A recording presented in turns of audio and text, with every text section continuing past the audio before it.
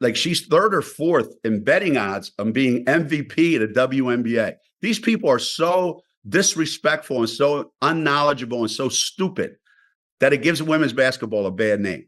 Okay, so the kid was set up for failure right from the beginning. Revenge doesn't always scream in your face, and sometimes it slides in quiet. One choice, one word, and suddenly a whole empire falls apart. For Caitlin Clark, revenge wasn't about throwing shade online or snapping back in interviews. Her revenge was cold, sharp, and simple. She said no. No to Geno Auriemma. No to UConn's golden legacy. No to the $1 million offer that came crawling back years later like a beggar at her door. Sounds crazy, right? Who turns down over $1 million for just 8 weeks of basketball? But this wasn't just a contract. This was a lifeline for a man who once brushed her off, belittled her, treated her like she didn't belong. When Clark rejected it, she didn't just walk away from a payday. She crushed the ego of the man who swore he could never be humbled. And that's why this story goes way beyond basketball. This isn't about points, assists, or trophies. This is about raw power. For decades, Geno Auriemma played the role of gatekeeper in women's hoops. He decided who mattered, who got the spotlight, and who got pushed into the shadows. But Clark flipped the script. She didn't need his approval, his program, or his checkbook. She built her own empire without him. And when he finally came crawling back, she hit him with the coldest line possible. I don't need you. You need me. That's not just rejection. That's revenge with a crown on top. Geno's biggest mistake wasn't a blown play or a bad timeout. It was arrogance, pure blinding arrogance. This was before Caitlin Clark became the face of basketball, before she was selling out arenas and smashing TV records. Back then, she was just a kid with a dream, and she admitted it. To her, UConn was the ultimate, the dynasty, the empire, the house that birthed legends like Taurasi, Maya Moore, and Breanna Stewart. Like I said earlier, they actually had odds that, she was like third or fourth in the betting odds to be MVP of the WNBA. That's such a slap in the face to every WNBA player. It's unbelievable, right? For a girl growing up in Iowa, nothing in the world felt bigger. So when recruitment time rolled around, the path looked obvious. The most electrifying prospect of her generation, paired with the so-called greatest recruiter the sport had ever seen. But guess what? The call never came. Geno never picked up the phone. He never called Caitlin, never called her parents, barely tossed a lazy message through her AAU coach. This legendary recruiter suddenly acted like she didn't even exist. And don't get it twisted. That silence wasn't an accident. It was a choice. His message was loud and clear. Clark wasn't a priority.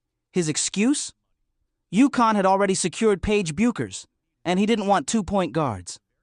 On the surface, fine. But then came the insult that made it unforgivable. Geno actually suggested that if Clark really wanted UConn, she should have called him. Think about that for a second. The coach who built his reputation spotting once-in-a-lifetime talent before anyone else decided Caitlin Clark wasn't worth the effort, and then flipped it on a teenager, blaming her for not chasing him down. That wasn't just a recruiting miss. That was disrespect, the kind you tattoo on your memory forever. Clark didn't lash out. She didn't clap back. She just filed it away. Silent, patient, dangerous. If Geno didn't believe in her, she'd go somewhere that did. So she chose Iowa. No UConn banners, no dynasty mystique, no glittering aura of invincibility. To outsiders, it looked like a step down, a consolation prize. But for Caitlin, it was freedom. At Iowa, she wasn't Paige's shadow. She wasn't Geno's afterthought. She was the one, the centerpiece, the recruit who would carry the entire program on her back. And the second she laced up in Iowa City, the script flipped. That's the worst part about new fans. They have no perspective. There's no context. So they just say ridiculous nonsense. Her logo threes weren't just buckets. They were statements. Her sold-out arenas weren't just crowds. They were proof. Her record-shattering TV ratings weren't luck. They were receipts stamped in bold ink. Every single highlight, every broken record, every viral clip screamed the same thing. You missed this. Meanwhile, Geno doubled down. Instead of humility, he hid behind arrogance. Instead of admitting he misjudged her, he spit out condescending sound bites, brushing her off like she was some driveway kid just playing around. He tried to shrink her brilliance into something ordinary. But here's the truth. Ordinary doesn't sell out Madison Square Garden. Ordinary doesn't drag the WNBA into mainstream headlines. Ordinary doesn't cost millions in revenue and relevance, and that's where the irony cuts deepest. Geno slammed the door in her face, thinking she'd fade into just another good player. Instead, she built the biggest empire women's basketball has ever seen, without him. So when he finally circled back, contract in hand, Clark didn't rage, she didn't brag. She just looked him in the eye and said one word, no.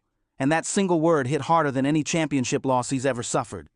But Geno couldn't let it go. Every time Clark's name came up, he dragged her back into Paige Bucher's comparisons, trying to remind the world who he chose. But while he clung to the past, Clark was out there rewriting the future. Paige was his shield. If Clark was connecting with fans, Geno made sure Paige was right there too. That wasn't coincidence, it was strategy. By tying Clark's rise to his chosen players, Geno kept himself in the frame, like her success could only exist because of the dynasty he built. But backhanded compliments only work for so long. And people started noticing. Fans noticed, analysts noticed, coaches noticed. They saw straight through the act. Delusional fan base that follows her disrespected the WNBA players by saying she's going to go in that league and tear it apart. There were actually odds on Clark's brilliance didn't need qualifiers. She was pulling crowds bigger than entire pro franchises. She was smashing records the sport had never touched. She was rewriting the very conversation around women's basketball. And there was Geno, smiling for cameras, pretending to be the wise gatekeeper, while underneath he was gripping the throne like it was slipping from his hands. Behind that charm? Insecurity, the kind that eats at you when the spotlight starts moving away and you can't drag it back. And eventually, Geno's mask cracked. The sly digs weren't enough anymore. He went from sneaky shade to outright attacking the people who dared support Clark. For months, his strategy was commentary laced with venom. But then, June 2024, the Dan Patrick Show. The moment Geno crossed a line he could never walk back. The Hall of Fame coach, the man who was supposed to embody the pinnacle of women's basketball, didn't just question Caitlin Clark, he went after her fans. And his words weren't slick or subtle. He called Clark's supporters delusional. He said they didn't understand the game. And then, unbelievably, he claimed they were so clueless, they were actually damaging women's basketball itself. And their crime? Believing Clark could finish top 4 in MVP voting as a rookie. To Geno, that wasn't passion. It was a threat to his empire. It was stupidity, plain and loud. And Diana Taurasi said it best, this kid's in for a rude awakening.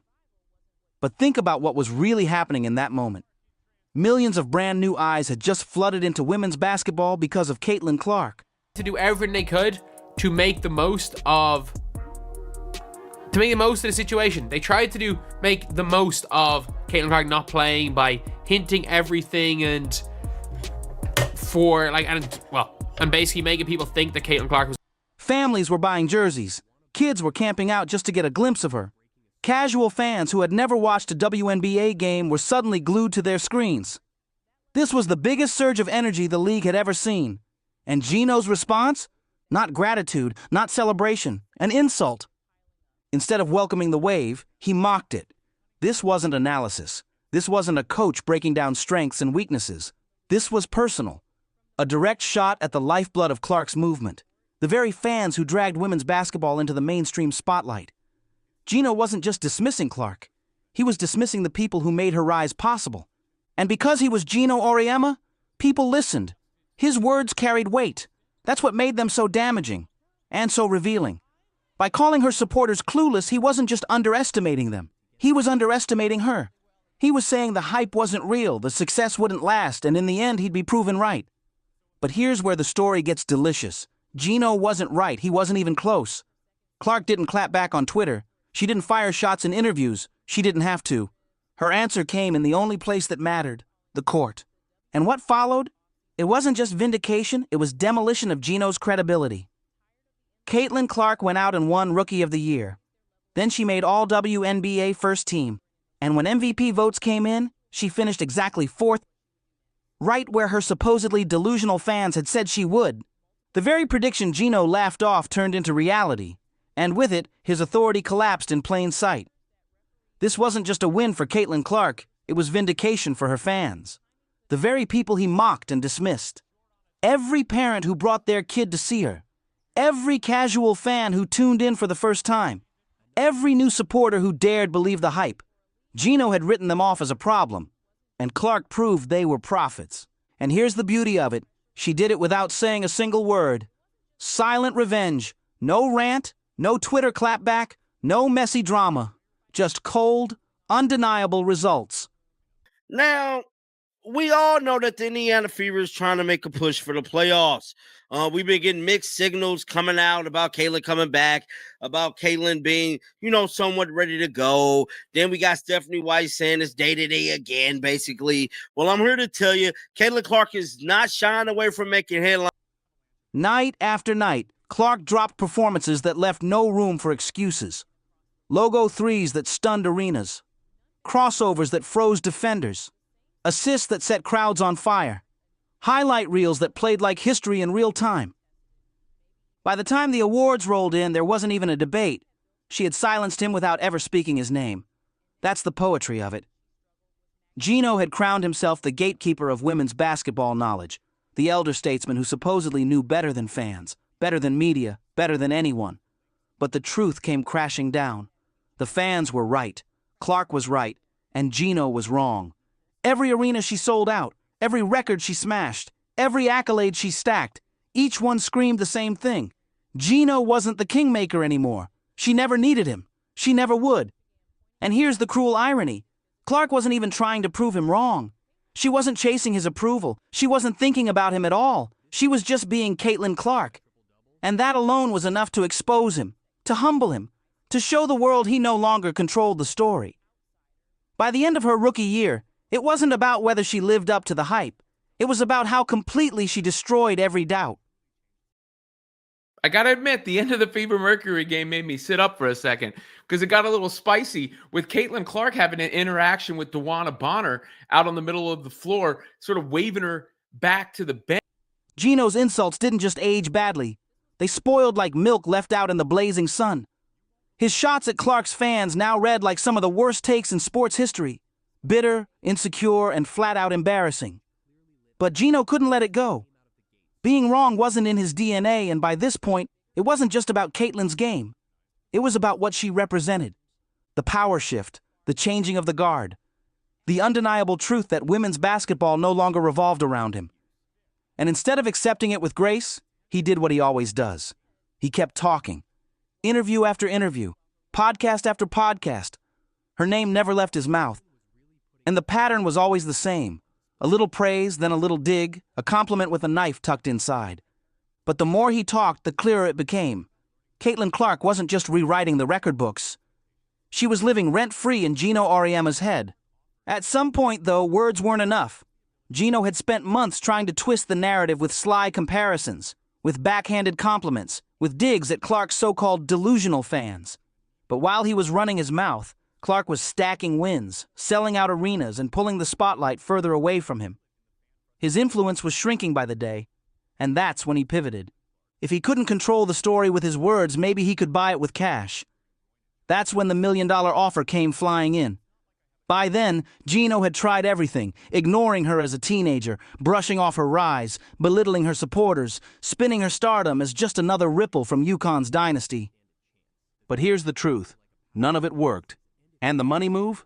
That was the final act of desperation. None of it worked. Clark kept climbing higher, and Geno kept fading into the background. Then came the shiny lifeline, an opportunity wrapped in dollar signs. A brand new 3-on-3 women's league, backed by Brianna Stewart and Nafisa Collier, with Geno pulling strings behind the curtain. The project had ambition, it had funding. But it was missing the only thing that actually mattered: star power. And that's when the desperation spilled out for the world to see. Because no matter how many names they lined up, only one player could give the league instant legitimacy. Only one athlete could drag in millions of fans, light up media deals, and lure sponsors to open their wallets. Only one star had the kind of gravitational pull to make Unrivaled a real rival to the WNBA. That star was Caitlin Clark. So Geno did the unthinkable. He came knocking. Reports confirmed the league dangled more than $1 million for just an 8-week season. One of the richest offers ever in women's basketball history. Let that sink in. The same coach who once couldn't even pick up the phone to recruit her was now practically begging, check in hand, for Clark to save his league. The man who once sneered that her hype wasn't real was suddenly trying to cash in on it. The coach who mocked her fans as delusional now needed those exact same fans to buy his tickets, stream his games, and keep his dream afloat. The irony? Absolutely delicious. Geno Auriemma went from gatekeeper to beggar, and Clark held all the power. Make no mistake, this wasn't just business, this was personal. If Geno landed Clark, he could twist the story. He could claim her rise was still tied to his system, his vision, his authority. He could parade her as an extension of the empire he built, instead of the symbol of its collapse. But when that contract slid across her desk, Clark wasn't fooled for a second. She didn't see opportunity. She saw a test, a desperate power grab from the same man who spent years downplaying her. And her answer? Swift, cold, devastating. Number, no explanations, no hesitation. Just one word that carried more weight than every smug interview Geno had ever given. She didn't need his money. She didn't need his platform. She didn't need his approval. The very man who once brushed her aside was now begging for her help. And she declined with a grace that cut deeper than any clapback ever could. And with that one no, the humiliation was complete. Geno Auriemma, the so-called gatekeeper who built his legacy spotting and molding talent, was reduced to offering a fortune to the very player he once dismissed. And she shut him down, flat and final. No bitterness, no drama, just rejection. The fallout was brutal. Without Clark, Unrivaled lost its magnet, its centerpiece, its credibility. That $1 million offer stopped looking like power and started looking like weakness. The project needed Clark more than she ever needed it. And when she walked away, the hype collapsed before it even had a chance to begin. Fans knew exactly what they were watching. Social media exploded with laughter and mockery, clowning Geno for ever thinking Caitlin Clark would save him after years of disrespect. The chess match he thought he was orchestrating ended in one single move, and Clark didn't even break a sweat. She didn't rant. She didn't drag him. She didn't even acknowledge him beyond her decision. She just walked away. And that silence? It cut deeper than any words could. Because here's the truth. Geno's era is over. His power is gone. And Caitlin Clark didn't just dethrone him. She burned the throne to ashes.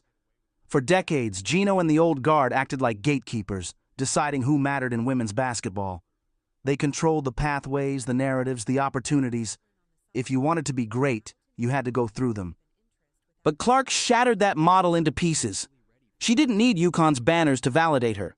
She didn't need Geno's blessing to shine. She built her empire from scratch, brick by brick, highlight by highlight. And when she turned down that $1 million offer, she sent the clearest message possible. The future belongs to the players, not the gatekeepers. That's why this stung so bad. Geno's biggest mistake wasn't ignoring Clark as a recruit. His biggest mistake was assuming the sport couldn't grow without him. He thought he was indispensable. She proved he was irrelevant, and the humiliation didn't just belong to him.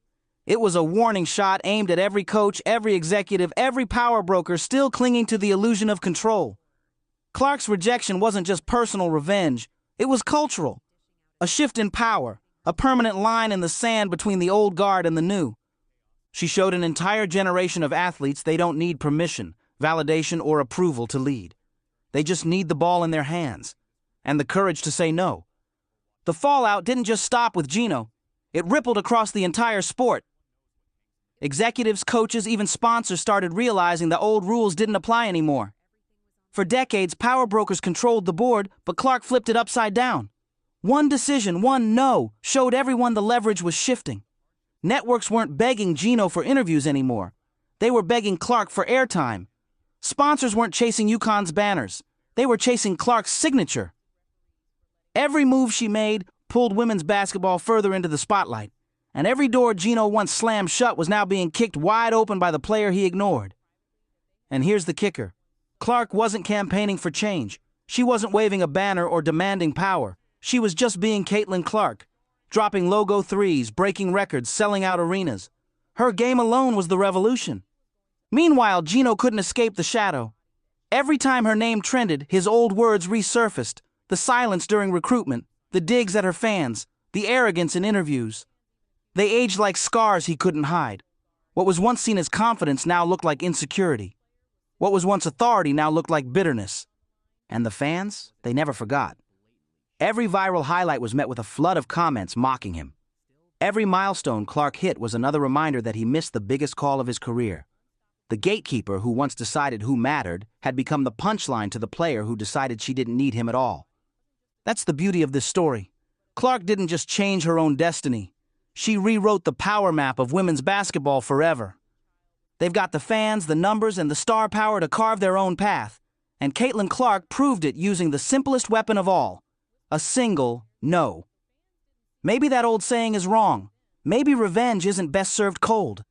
Maybe the sweetest revenge is served quiet, calm, final, in the form of one rejection that shows just how desperate your enemy really is. Clark didn't just turn down a contract. She turned down Geno's system, his authority, his entire worldview. With one decision, she didn't just win. She flipped the balance of power and changed the game forever. So here's the question. Do you think Geno deserved it? Or did Clark go too far with that icy rejection? Let us know your thoughts down in the comments. Don't forget to smash that like button, hit subscribe, and turn on all notifications so you never miss a single breakdown. Click the video on the screen, and we'll see you in the next one.